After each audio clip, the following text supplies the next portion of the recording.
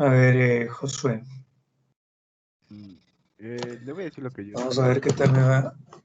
en mi cuadernito. A ver, con el tema de los ellos, Mm, querías comentar. Eran unas comunidades sociales, especialmente los quichuas. eh, es un modelo de gobernación local indígena que se estableció a lo largo de la América del Sur. Estos funcionaron antes de la Inca. conquista. Ujú, Inca, sí, eso. Ya, pero ¿en qué consistían los ellos? Era un gobierno local indígena. Ya, Eso. Y de y punto. ahí, sí. Pero Bueno, ¿qué es más? que ¿Qué, de lo que leí y un poquito le copié nomás en el cuaderno.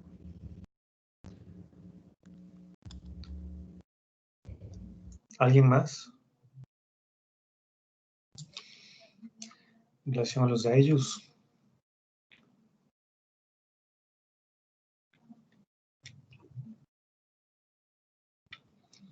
Sí, un gobierno, pero ¿qué más? O sea, ¿a qué más se dedicaban? ¿A qué más se dedicaban? Profe, aquí en el texto estoy viendo y dice, cada ayllu o comunidad debía autoabastecerse y pasó a formar parte de la burocracia imperial. Ay, lo siento.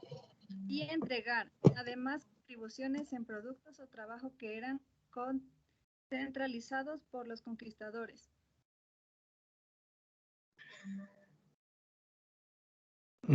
Pero, ¿a qué se dedicaban?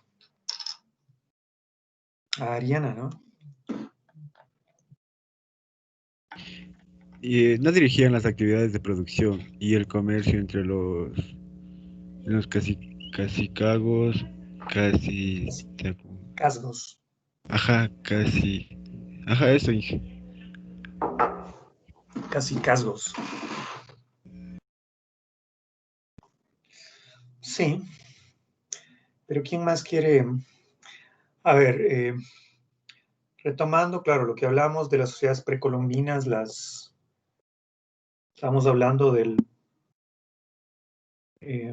las culturas de la costa, las culturas de la sierra, y en relación a eso, claro, estamos viendo qué es lo que ocurre.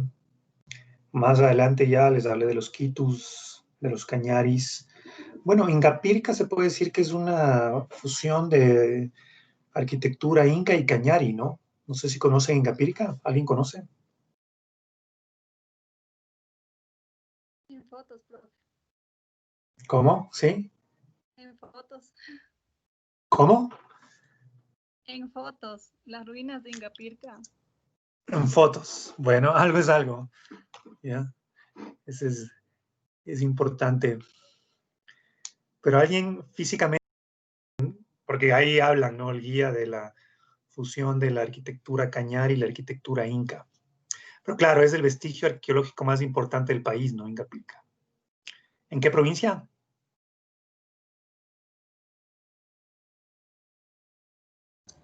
Azuay. ¿En qué provincia? ¿Qué? Azuay. No. Es engañar, profe. Claro. Cañari, ya te gané. No sé quién dijo. Marlon, tú dijiste, ¿no? Pero bueno, también tienen que ponerse pilas. Pero si alguien conoce físicamente, Yo conozco físicamente. ¿quién? Evelyn. Sí, yo, Qué yo bueno, fui- Evelyn, porque esto, ¿qué te pareció? ¿Hace cuánto conociste?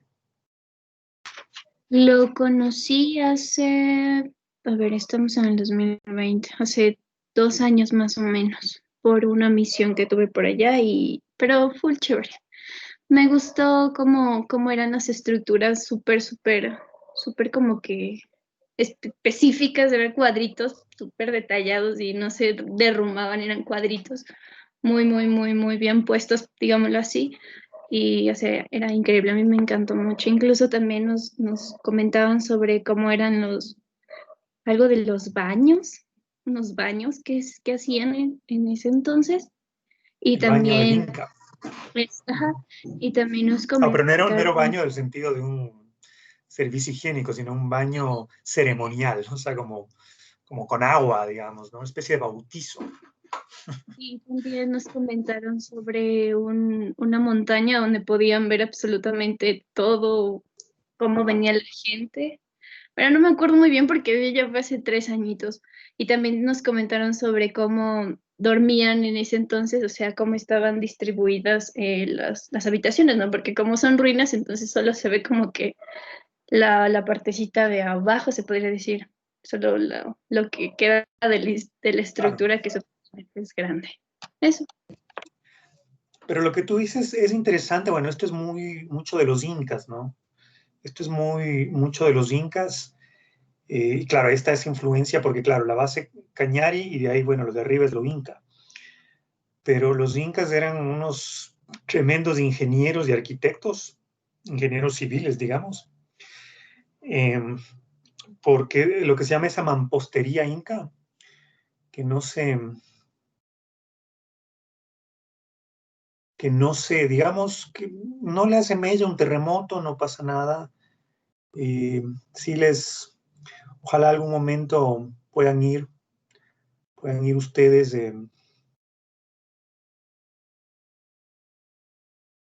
Em, Puedan ir ustedes allá, porque eso es realmente un tema impresionante. Y bueno, yo tuve la oportunidad, que eso, bueno, he estado una vez nada más en el Cusco, eso realmente es impresionante, toda la arquitectura inca, es impresionante digamos, el desarrollo, ¿no? de esa mampostería. Yo sí les sugeriría que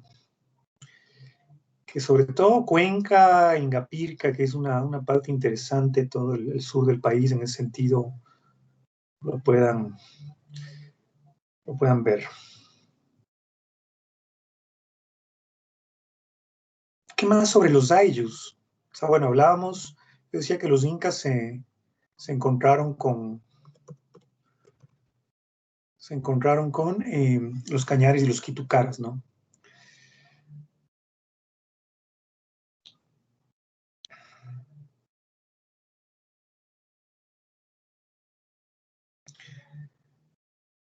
¿Qué más pueden comentar sobre esto? Les comparto así brevemente, simplemente para, digamos, hacerlo didáctico. Esto es Sacsayhuamán, que es una fortaleza, como lo pueden ver aquí. Este es de las primeras fortalezas incas, es más antiguo que Machu Picchu, ¿no? Y ustedes pueden ver aquí esa mampostería, mira, son piedras enormes, ¿no? Son piedras enormes que están, esa mampostería quiere decir que no tenían concreto, no tenían cemento. Esas piedras están pegadas geométricamente, digamos, ¿no? Y eso es impresionante, o sea, cuando uno ve, y son piedras enormes, ¿no? Sacsayhuamán es enorme, mira, aquí ven a las personas y mira en relación a las piedras, el tamaño de las personas, para que tengan una, una relación de una dimensión, ¿no? Sí está viendo, ¿no es cierto? Sí, profe. Ya. Entonces, en relación a eso, esta fortaleza, yo fui hace 5 años, ya pasa tan rápido el tiempo al Cusco.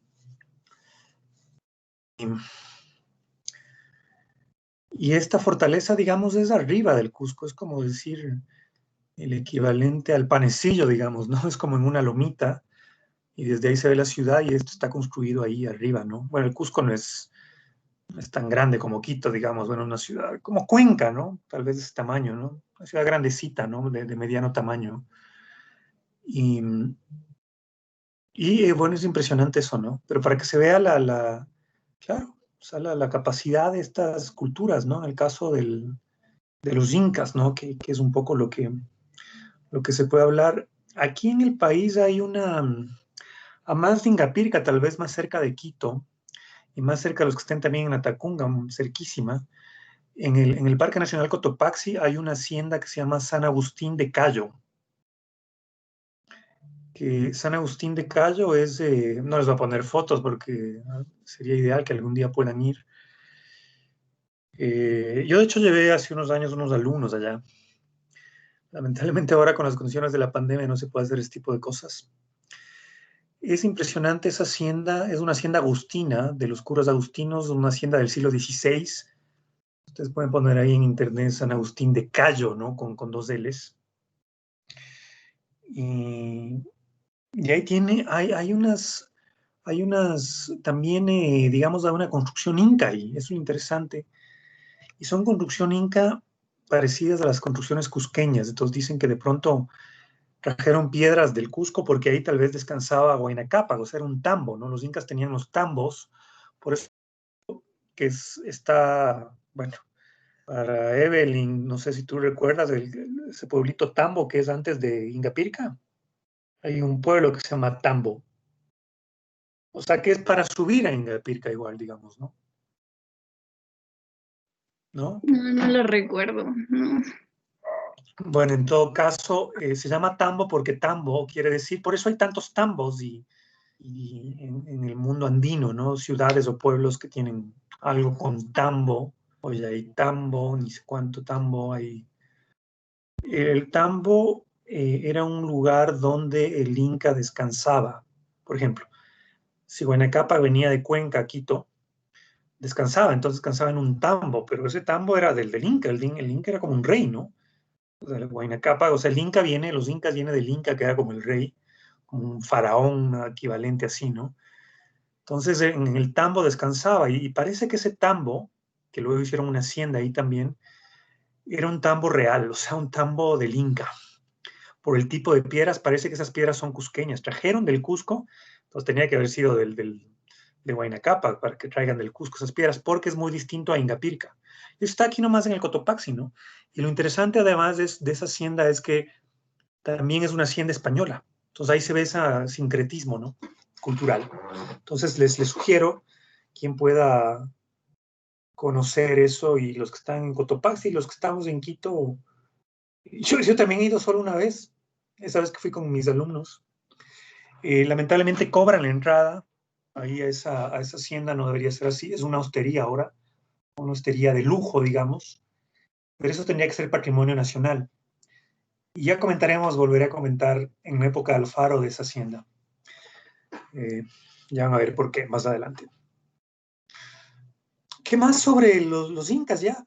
¿Algo más sobre lo precolombino? ¿Qué más sobre los incas?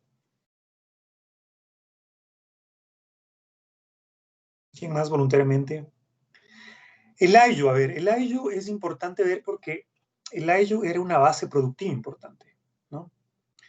Entonces aquí ya que estamos comentando de los incas, sí,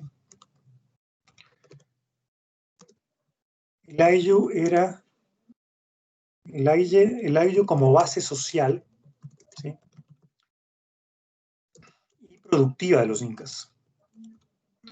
Y obviamente agrícola, ¿no?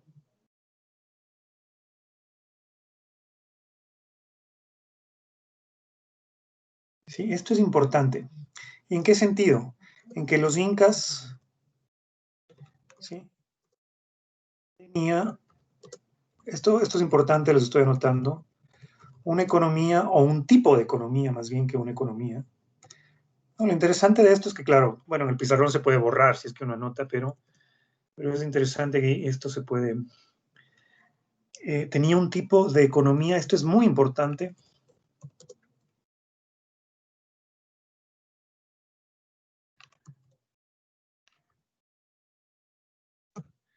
¿Sí? Un tipo de economía recíproca y redistributiva. Bueno, me faltó la tilde en recíproca. ¿Qué quiere decir esto? Un tipo de economía recíproca y redistributiva. Quiere decir que había una reciprocidad política. Por ejemplo, el ayllu era una base social, y ahí también ya me faltó poner, pero una base social justamente basada en el parentesco. El ayllu conformaban parientes, eran primos, un ayllu podía tener 150 personas, 200, 300 primos de segundo grado, y por eso es tan importante en el mundo andino la parentela. A esa parte indígena, ¿no? Para que se den cuenta. ¿Es importante o no es importante los parientes para ustedes?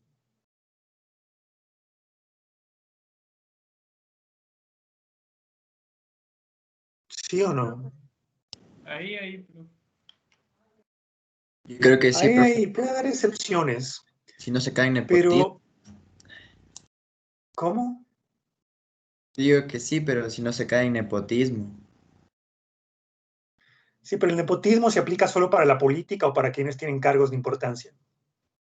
No si es que eres un estudiante y no puedes hacer nepotismo porque, no sé, Pero en porque te general, pegas profe. un pavo en Navidad con los parientes.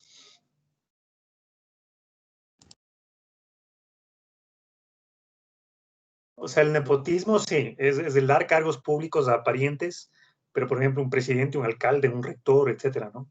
Ahí sí.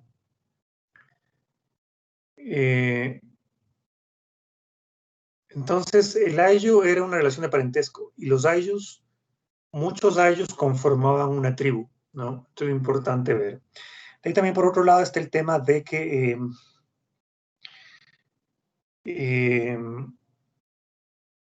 la agricultura y la producción en torno a esta base alimentaria de andina, ¿no? Lo que ya hablábamos, la papa, el melloco, el maíz, etcétera, ¿no? La quinoa, por ejemplo, ¿sí? Porque el trigo obviamente trajeron los europeos, ¿no? Entonces, esto es evidente. O sea, todo el pan que comemos en base de trigo el trigo es europeo, ¿no? Trajeron los europeos. La producción de trigo. ¿A qué me refiero con es una economía recíproca y redistributiva? ¿Sí? Me refiero en el sentido, ¿sí?, de que hay esa reciprocidad, es decir, el ayllu producía y eso entregaba al incario, digamos, toda esta producción agrícola, y el incario era recíproco porque le daba una protección, digamos, estaba incluido, una especie de ciudadanía tácita, ¿sí? Redistributivo en el sentido de que todos los recursos que habían del incario se distribuían. Eso no quedaba ahí aislado. O sea, nadie se moría de hambre.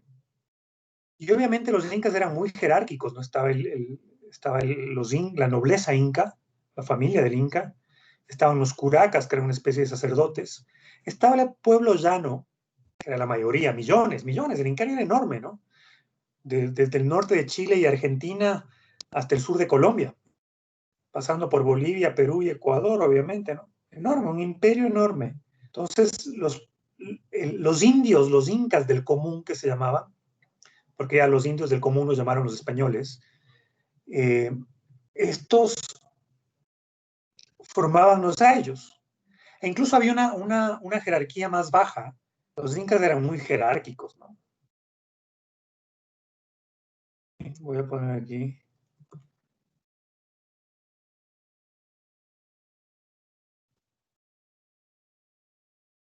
Sí, la jerarquía imperial incásica, para que lo recuerden. Entonces estaba el inca, la nobleza inca, los curacas, luego los ayllus, o sea que era la mayoría de la población, y luego yo les hablé de los mitimaes hace un momento. Tenían también los yanaconas o yanacunas en quichua, que eran pueblos, sí, pueblos también sustraídos, que no se sometían y eran esclavizados. Y los mitimaes trabajaban mucho en estas construcciones. Pero incluso los mitimaes tenían, ¿sí?, no se morían de hambre, sí, eran esclavizados. Pero en ese sentido es de esta economía redistributiva. Claro, sin caer en idealizaciones, decir, sí, wow, qué bestia, los incas que... No, era un pueblo muy jerárquico, ¿no? Muy coercitivo. Ya voy a hablar más adelante de este término coercitivo cuando hablemos de política. Eran muy represivos, ¿no? Usaban la fuerza. Y tenían una serie de sistemas, ¿no? Tenían una serie de sistemas. El sistema decimal de los quipus, ¿no? Contable. Y una especie de alfabeto en ese sentido, ¿no? También los quipus, que se hablaba mucho de esto. Por eso no me parece, bueno, no, dejémoslo ahí. Ya va a decir otra cosa, pero siempre me meto en Honduras a veces. Iba a comentar algo con respecto a los quipus, pero lo vamos a dejar ahí. Los chasquis, por eso la pista atlética de la Vicentina que se llama los chasquis, donde tenían estos mensajeros, ¿no? Que corrían todo el día. Sí, un sistema de comunicación enorme, ¿no? O sea, muy eficaz, que llevaban mensajes, por ejemplo, de Quito al Cusco y viceversa. Eso llevaban los famosos chasquis, ¿no? La construcción, las terrazas de producción. ¿Aquí alguien estudia agroindustria? Nadie. Bueno, no he visto todavía las carreras de dónde son, por eso pregunto. Pero, por ejemplo, en el tema del agro, o sea, las terrazas ecológicas, tú sabes, se puede ver en imágenes y cerca del Cusco se ve estos en los valles, ¿no? Entonces, frente a esto, los incas eran muy, muy importantes en esa sofisticación política y cultural. De hecho, un historiador político, hacendado, arqueólogo, quiteño, Jacinto Gijón y Camaño, que fue alcalde de Quito hace 80 años, fue candidato presidencial del Partido Conservador. Era conservador, pero era muy buen investigador y científico. Jacinto Gijón y Camaño, cuando él refuta la famosa historia del reino de Quito del cura Juan de Velasco, este cura riobambeño justamente, claro, era una historia del siglo XVIII. Entonces, en el siglo XX, Gijón y Camaño refuta esto, y lo que dice Gijón y Camaño, y lo cual yo estaría de acuerdo en cierta medida, es que la complejidad cultural, política, económica, productiva, económica en el sentido productivo, de lo que hoy es el Ecuador, la sofisticación indígena, fue Inca. Y yo creo que en cierta medida tiene razón Gijón y Camaño. Y claro, uno se pone a ver que el incario era cusqueño, ¿no? O sea, no era totalmente ecuatoriano, ¿no? Atahualpa nació en Quito, ¿no? Bueno, el mismo Huayna Cápac nació en Cuenca. Entonces ahí esa última parte ya es un poco más ecuatoriana, ¿no? Pero Tupac Yupanqui, Pachacuti y etcétera, Manco Cápac, todos ellos eran cusqueños, ¿no? Tupac Yupanqui, el abuelo de Atahualpa, ¿no? Entonces, no sé si es Yupanqui, o a veces dicen que es Yupangui, ¿no? Lo correcto, ¿no? O Tupac Amaru, ¿no? Los Amarus. Y eso, ¿no? O sea, creo que es importante entender esta lógica y esta complejidad incásica, ¿no? O sea, dentro del proceso de conquista, porque los incas también eran conquistadores y coercitivos, y era un pueblo militar, guerrero, ¿no? Eso es importante entender. ¿Algún comentario más sobre este periodo precolombino en términos generales? Para cerrar ya la parte precolombina. ¿Algún comentario? Profe, ¿Algo que añadir? profe. ¿Sí, quién? Sí, yo no sé si se me escucha. ¿Sí? ¿Cree usted que un poco de la debilidad cultural de las sociedades latinoamericanas pasa justamente por el desinterés y el desconocimiento de toda esta época precolonial y de saber realmente de dónde venimos? Precolonial y colonial, y republicana. La gente no se acuerda de lo que pasó hace 10 años. ¿No es cierto? Sí, totalmente. Mira, hablando de peruanos, hay un sociólogo peruano, Aníbal Quijano. Les anoto aquí a quien esto yo lo veo más en el tema de análisis del mundo, pero es importante recordarlo. Aníbal Quijano es un sociólogo peruano. Él tiene un libro que se llama Modernidad y Utopía en Latinoamérica.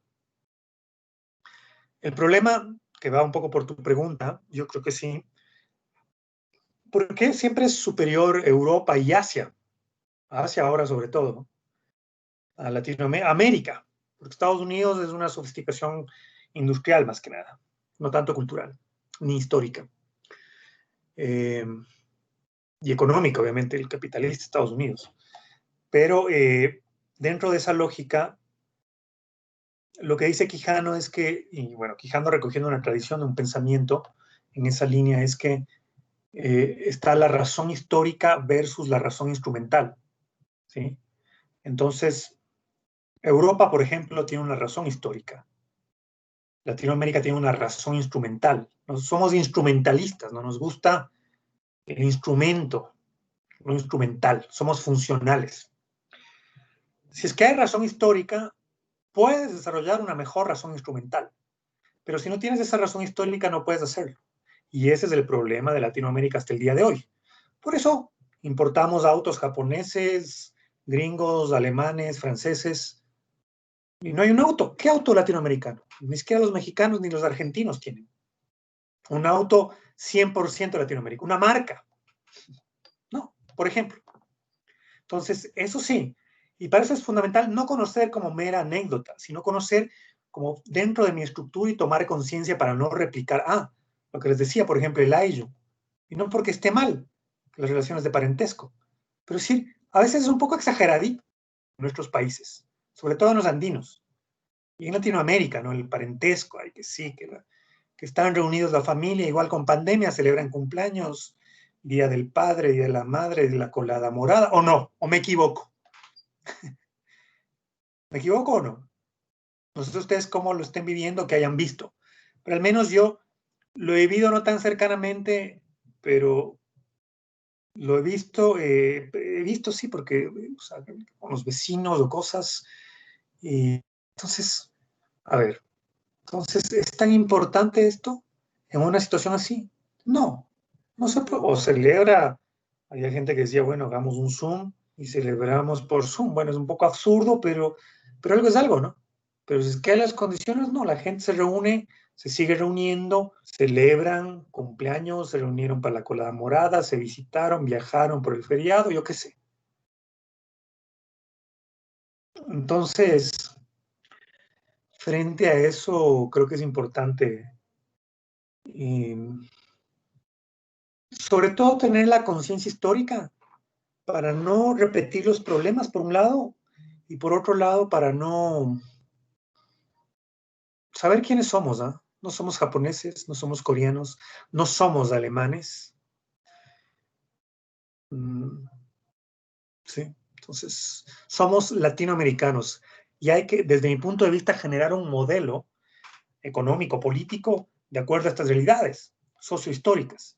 Pero si no hay conciencia de los políticos y requieren replicar e importar modelos, porque a la gente, como es novelera e instrumental, le interesan los modelos de otros lugares, entonces frente a eso seguimos en la cola del mundo. Solo África está un poquito más detrás. Sí, en relación a Latinoamérica. Y es lamentable porque frente a esas lógicas es como, uno diría, chuta, 200 años de repúblicas, ya pues deberíamos estar en otro momento, ¿no? Corrupción, pobreza, relajo, caos, mala distribución de la riqueza. No porque yo sea eh, socialista ni comunista, nada por el estilo, ¿no? Quienes han sido mis alumnos saben que yo no pregono, yo me definiría como una especie de socialdemócrata. Tampoco soy un conservador ni un neoliberal, ¿no? Soy liberal político en el sentido clásico. Esto ya algún momento comentaremos. Por eso, más una línea socialdemócrata. Pero frente a eso, no empacho en decirlo, ¿no? Grabando la clase y todo lo demás. Aquí hay una libertad de cátedra y una objeción de conciencia constitucionalmente garantizadas. Eso por un lado. Por otro lado, claro, ese es un poco el problema de Latinoamérica, ¿no? Es uno de los serios problemas, ¿no? Y frente a eso, claro, yo decía la distribución de la riqueza, ¿no? No en un sentido, eh, no en un sentido, digamos, eh, comunista o socialista, sino más bien en un sentido de decir, bueno, que hay una apropiación de cómo, empujar todos por el barco, ¿no? Más o menos, en el mismo tren. Claro, usando esa metáfora, ¿no? Y volviendo a este ejemplo de los incas, ¿no? Claro, los incas, hay gente que ha dicho, si los incas eran comunistas. No. No, pues porque el comunismo es una noción europea, entonces no podían serlo. Los incas sí eran una economía comunitaria, comunitarista, que es un poco lo que reivindican los indígenas actuales, ¿no? Pero yo no soy indígena, entonces yo no puedo reivindicar eso. Claro, está bien, y yo lo respeto. Y los mestizos que quieran replantear eso, respetable, pero yo no soy indígena y no creo que ese sea el camino tampoco económicamente, como tampoco creo que sea el camino las políticas neoliberales de los Chicago Boys. Como hay gente que estaba rasgando las vestiduras, sufren porque Trump perdió en Estados Unidos y dicen que el Ecuador no va a tener un tratado de acuerdo comercial con Estados Unidos. No es así. Entonces ahí se develan, ¿no? De lo conservadores que son. Entonces tampoco es así, ni lo uno ni lo otro. O sea, personalmente, si es que hablamos de un sistema económico. Si respondo eso a tu pregunta, Jorge, si te interesan esos temas, te sugiero que leas a Aníbal Quijano para entender desde una óptica latinoamericana. Y Aníbal Quijano no está contemplado en este curso, lo podríamos contemplar, pero es tan corto el tiempo que tenemos realmente en un semestre. Yo siempre he dicho esta materia, mínimo tiene que darse en mínimo. No se puede dar. Mira, estamos hablando de los incas ahorita, segunda clase. No puedo analizar la estructura social económica sin entender el ayu, pues. Que algo entiendan así en una clasecita en 10 minutos hablar del ayu. No, pues no puedo ir al análisis socioeconómico de este país sin entender esas relaciones de parentesco y esa estructura productiva indígena. No, no puedo, no puedo. O sea, sería antiético epistemológicamente pretender hacer eso. Entonces, eso. ¿Alguien más? Joel, ¿tú quieres decir algo? Que ya me embalé con la reflexión de Quijano. Profe, yo solo quería preguntar algo que el otro día estaba leyendo en una nota y no sé si sea cierto y si está en otros libros, y es que, o sea, lo que significa Atahualpa, o sea, no es un término despectivo, o sea, no tienen algo como algo puesto por los incas, sino más bien puesto por los españoles en este caso. Y justamente me No acordaba sé que qué significa Atahualpa. ¿Qué ya eso, significa? justamente le iba a aclarar eso, profe, porque viene de ata, datatau, que bien, es como algo asqueroso. Y Atatai. en el artículo que yo vi decía tatau. Ya. Igual, No, pero por eso digo, hay esa expresión, ¿no? Atatay, achachay, ayayay. ya, Eso es quichua, es un quichuismo. igual que es gallina, según lo que entiendo. Ya. Entonces, según lo que yo leía, Interesante. decía ahí que es Atabalipa, Atamalipa. Atabalipa. Ajá, entonces, no sé qué, si tal vez me podría aclarar, era más una especie de Sí, de duda. hecho, bueno, hay en esas narraciones, por ejemplo, en la historia de Pareja y Descanseco, él habla de Atabalipa. Claro, son posturas, claro, pero puede ser interesante. En realidad, soy ignorante y no sé qué significa Atahualpa. Ahí sí lo ignoro, pero esto que me dices tiene mucho sentido, porque claro, el término Atabalipa, eso está recogido en textos de historia, ¿no? Como, por ejemplo, la historia de Pareja y Descanseco, este intelectual guayaquileño, ¿no? Muy interesante, además de escritor de literatura también, historiador. Pareja de Descanseco recoge esto y lo plantea en relación, claro, también a esta idea sí que puede ir por ahí, ¿no? Esa Pareja de Descanseco era socialista, militante, entonces frente a eso puede tener sentido, claro, el término Atabalipa en algunas narraciones lo incorporan, pero en las otras, o el término general, por ejemplo, en el himno a Quito dice, ¿no? Porque te hizo Atahualpa eres grande, ¿no es cierto? Eso dice en el himno a Quito, ¿no? Y porque España te amó. Entonces, claro, es como que la noción de Atahualpa o ese nombre está más extendido, ¿no? Pero tiene mucho sentido lo que tú dices, ya voy a investigar, gracias por hacer mención a eso. Pero claro, también el término Atabalipa, habría que ver qué significa también Atabalipa. A ver, Alejandra. Profe, referente a lo que decía mi compañero, también en el texto mencionaba que muchas veces la historia es narrada más bien desde el punto de vista de los españoles y por eso muchas veces llega a nosotros una información distorsionada. Además de eso, una parte de la información que me llamó la atención fue que decía que cuando ya los incas como que habían tomado el control a nivel del Ecuador, pues ellos manejaban la agricultura y cosas de construcción. Y en cuestión de cuando ya organizaron mejor los pueblos, también decían que había un exceso de producción y ese exceso de producción al mismo tiempo le ayudaban a como que para más personas llevarlas a trabajar y hacer esas construcciones que ellos lograron hacer. Pero al final del texto, antes de ingresar a la época colonial, mencionan claramente como que hubo la riña entre los hermanos por Tomebamba. Y entonces también decía que no... ¿Qué es que no Tomebamba ahora? ¿Qué ciudades? es Cuenca. Sí. Entonces decía o sea, finalmente los españoles no ganaron la lucha por su propia cuenta o porque los incas hayan sido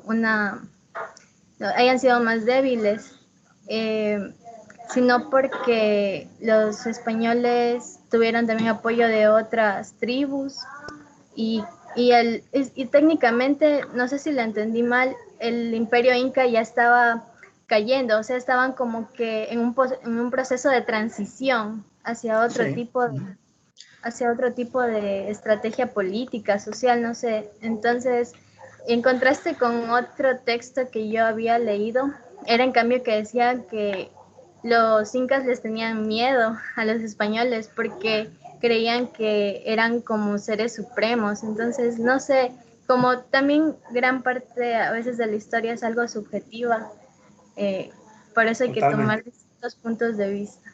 Sí, ese era mi comentario acerca de... Hay que interpretar, ¿no? Y por eso hay que tomar una interpretación verosímil, ¿no? Si bien es subjetivo, pero hay que ser verosímil, o sea, una interpretación que sea creíble, ¿no? En ese sentido. Pero lo que tú dices sí es un poco por ahí, ¿no? O sea, la famosa disputa entre, bueno, digamos bien, sí, está bien, Atabalipa o Atahualpa y Huáscar. Claro, estos hermanos de padre, hijos de Huayna Cápac, que se disputaban el trono del Incario, ¿no? A la muerte de Huayna Cápac. Y esta división también interna, es como que lo vieron los españoles y la aprovecharon. Y otros pueblos indígenas que se sublevaron y apoyaron a los españoles. El caso de los mismos Cañaris, ¿no? En Tomebamba. Por eso el famoso río Tomebamba en Cuenca, ¿no? Entonces, frente a eso, y claro, era el nombre indígena, ¿no? El nombre inca, Tomebamba. Entonces, la ciudad española es Cuenca, ¿no?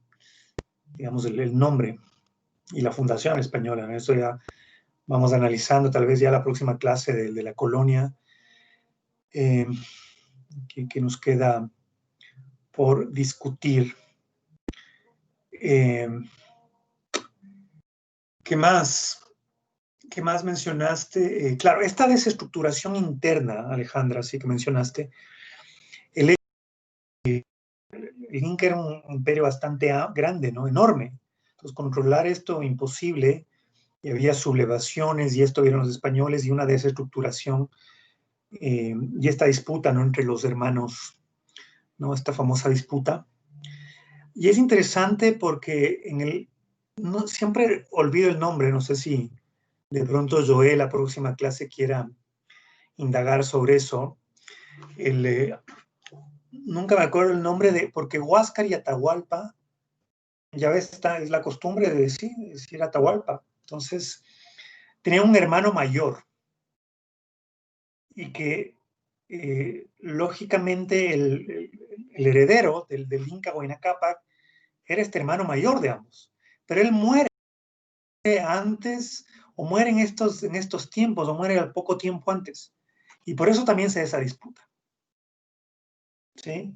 O sea, o él muere en media disputa, digamos, o muere al poco tiempo de Huayna Cápac. O creo que murió antes de Huayna Cápac incluso, pero a veces uno dice qué hubiera pasado si no moría este hermano de ellos y el Incar estaba unido. Y uno puede lucubrar, ¿no? ¿Y qué hubiera pasado? Pero siempre se me olvida el nombre del hermano mayor de ellos, ¿no? Que era cusqueño. O sea, me parece que era hermano de padre y madre de Huáscar. Entonces, ahí está, pues así es la historia también, ¿no? Así es la política. Y sí, tal vez se puede hacer una analogía con Roma, ¿no? El Imperio Romano, ¿no? Se puede hacer una analogía entre los incas y los romanos, ¿no? Que era un imperio enorme que también sucumbió frente a las invasiones bárbaras.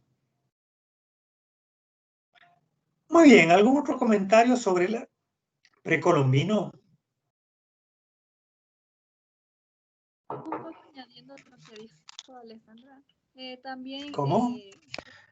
un poco añadiendo lo que dijo Alejandra, también decía en el texto que los españoles ganaron la guerra porque trajeron enfermedades y los indígenas se empezaron a enfermar, los incas. Eso no hubo mucha resistencia y no se pudieron defender. Eso es algo. Ese es otro punto. De ahí se dice que Cortés, de forma irónica, se dice eso, que Cortés, el conquistador de México, fue el pionero de la guerra biológica. Ahora que estamos en tiempos de guerras biológicas, se dice que Hernán Cortés, el México, fue el precursor de este tipo de guerra, porque llegó con 200 españoles con viruela y con gripe y diezmaron poblaciones enteras en México, en el actual México. Fue distinta la conquista de México que de los Andes, ¿no? Los Andes fue mucho más dura, porque los incas eran un pueblo militar, guerrero, ¿no? Fue fuerte para los españoles todo el siglo XVI, no solo ya que le mataron a Atahualpa, conquistaron, le mataron luego a Tupac Amaru hacia fines del siglo XVI y resuelto el asunto. Los Andes tuvieron problemas, toda la colonia, todo el periodo colonial, los españoles. No digo que en México fue más fácil, pero era distinto, ¿no? Era distinto ese proceso, ¿no? Ese proceso, digamos, de conquista. Entonces, frente a eso sí hay que establecer diferencias también entre lo que pasó en los Andes a lo que pasó en México. ¿Por qué Andes y México? Porque ahí estaban los grandes sociedades, los aztecas y los incas, ¿no? Porque Colón llegó al Caribe, ¿no? Llegó a la actual República Dominicana. Entonces, con el respeto que se merecen los indígenas que vivían en esa época en el Caribe, no era lo mismo, pues. Porque eran casi cascos pequeños, cazadores-recolectores, señoríos étnicos pequeños. Por eso se quedan locos los españoles cuando llegan a México, y peor cuando llegan al Cusco, porque se encuentran con civilizaciones enormes que tenían ciudades. Teotihuacán en México era la ciudad más grande que Londres y París en ese tiempo, más poblada. Entonces, con el respeto que se merecen los indígenas caribeños del siglo XVI y XV y XVI, pero no es lo mismo. Ahí cambia el carácter de la conquista cuando llegan al continente. Ahí se quedan locos, o sea.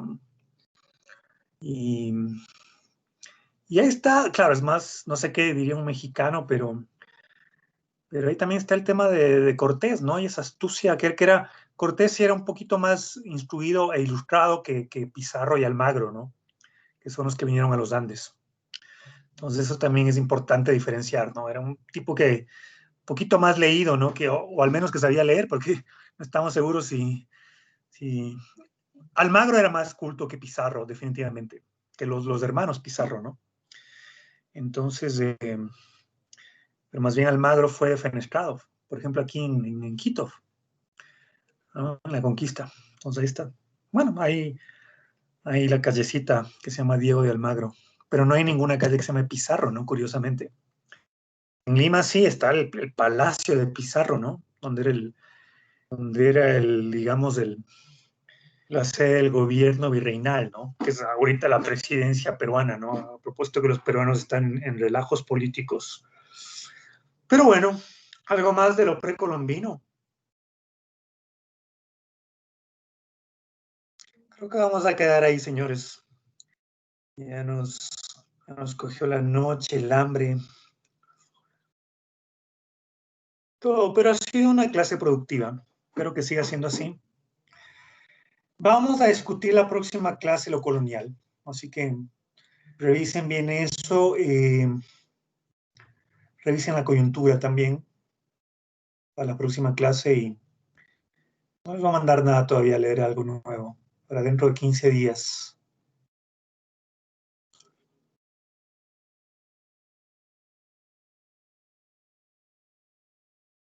Discutamos lo colonial para la próxima clase. ¿De acuerdo? Listo, señores. Quedemos ahí. Quedemos ahí. Suficiente por hoy. Ha sido una clase productiva.